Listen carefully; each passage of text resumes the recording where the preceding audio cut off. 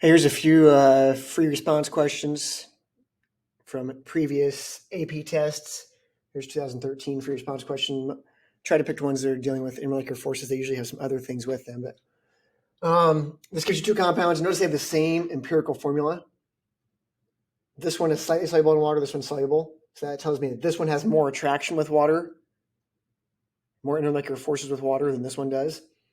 Boiling point, this one has a much higher boiling point. So that means it has stronger intermolecular forces with itself than the first one does. That's why its boiling point would be higher, has stronger forces between it. All right. First thing I want you to do is draw them. Okay, and it gives you two of them, two possible structures in here that would work. Whenever you're drawing something, make sure you add up the total number of valence electrons that are available in the compound. So you have two carbons, which have 4 valence electrons. There's 8. Oxygen has 6. And then the hydrogen's 1, 2, 3, 4, 5, 6. We have 20 total electrons we can use. Bonds count as 2. Lone pairs as 2. So first thing I would do is give everything single bonds. And then make sure everything has 8 electrons around it.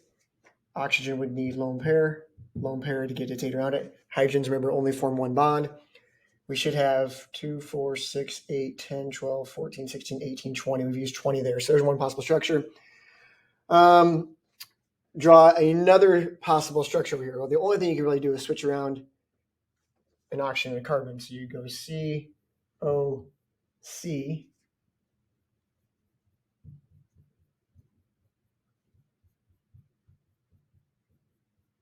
Still have your 6 hydrogens, lone pair, 2, 4, 6, 8, 10, 12, 14, 16, 18, 20. Carbons, remember, almost always form 4 bonds. Very, very rarely have lone pairs on them. So put the lone pairs on oxygen. So there's two possible structures.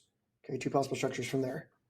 The next part is going to say, on the diagram, based on the diagrams you drew, it wants to know which compound is which. I should have kept that up there a little bit where we could see it. But compound 1 had a lower boiling point and was not soluble in water. So I would say this one is compound 1 and this one was 2. The reason being this, and it will ask you the attractions that this would have with water. So you would say this would have dispersion forces with water. So between this and another water molecule, there's another water molecule here. Force between that, there'd be dispersion forces, there'd be dipole-dipole forces, and there'd be some hydrogen bonding. This hydrogen to this oxygen, or that hydrogen to that oxygen, so there'd be some hydrogen bonding between those. Whereas this one is going to be a lot less polar, mostly just dispersion forces, maybe some hydrogen bonding, but it's gonna be a lot tougher for it to do that. Also, this one is pretty non-polar. This one's pretty polar. So there's dipole-dipole forces between this one and itself, so it has a little higher boiling point. This one would have only dispersion forces between that and itself. This one also could form more hydrogen bonds with water. This one could only form one hydrogen bond with the water that was close to it. This hydrogen and that oxygen could hydrogen bond from there. All right. Let's do one more here. Also 2013. Dichloromethane is right here. Gives you boiling point, gives you vapor pressure. Carbon tetrachloride right here. Boiling point, vapor pressure. So notice higher boiling point, way lower vapor pressure. Higher boiling point means it has stronger forces with itself. It takes a lot more heat to make it boil.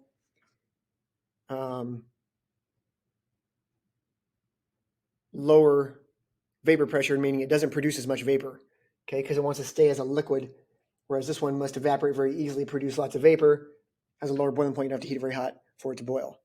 So this would have weaker forces between two molecules of itself. This would have stronger forces between two molecules of itself. Dichloromethane has a greater solubility in water than carbon tetrachloride. Account for this observation in terms of the intermolecular forces between each of the solutes in water. So you got to tell what forces are between this and a water molecule, So it's saying that this one is more soluble in water. I would say this is pretty polar. It's got a negative end and a positive end. So you'd have London dispersion forces and dipole-dipole forces between this and a water molecule. This one is nonpolar. You would only have dispersion forces between this and a water molecule. You could say dispersion forces and dipole-induced dipole forces if you wanted to. So this one is more soluble in water because of the dipole-dipole forces. In terms of nuclear forces, explain why dichloromethane has a higher vapor pressure. So if you had two of these molecules close to each other, they do have dispersion forces and dipole-dipole forces, whereas two of these molecules would only have dispersion forces. So you would think that this one has stronger forces because of the dipole-dipole, but there's a lot of electrons in these chlorines. The dispersion forces in this molecule must be stronger than the dispersion forces and dipole-dipole forces in this molecule. So it has a lower vapor pressure. It doesn't produce vapor as well. It wants to stay together as a liquid.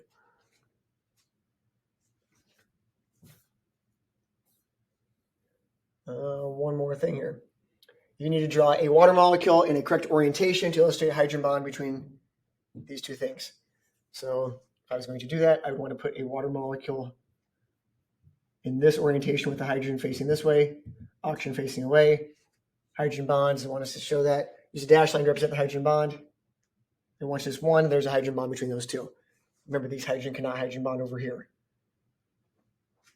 They're not connected to NOF.